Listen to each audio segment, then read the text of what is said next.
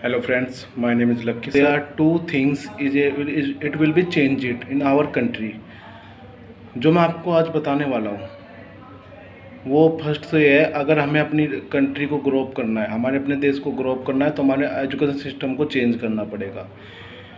Book को change नहीं करना है, टीचर पे थोड़ा वर्क करना है क्योंकि अगर टीचर ही अवेयरनेस नहीं होंगे तो बच्चा अवेयरनेस होगा, अवेयरनेस नहीं होगा। सबसे पहले टीचर को अवेयरनेस होना है।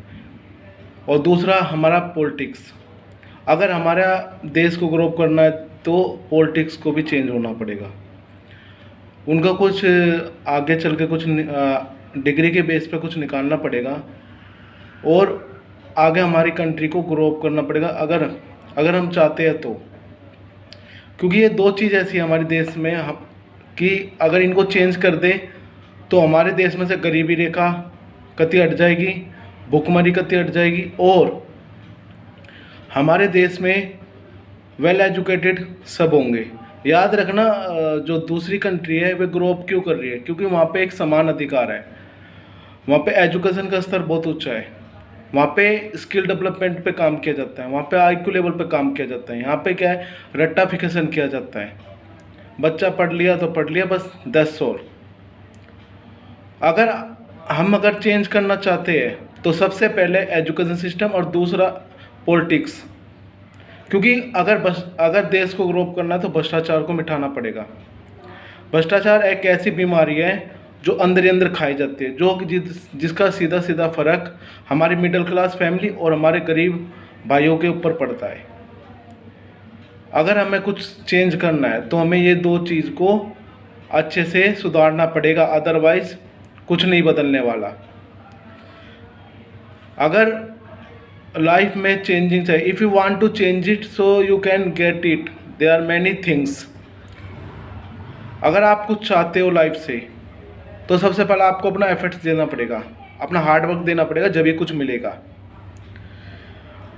अब फैसिलिटी नहीं देनी है, अब बच्चों पे वर्क करना है। अगर फैसिलिटी दोगे तो बच्चे और आलसी हो जाओगे, बच्चे आलसी हो जाएंगे, बच्चे काम नहीं करेंगे।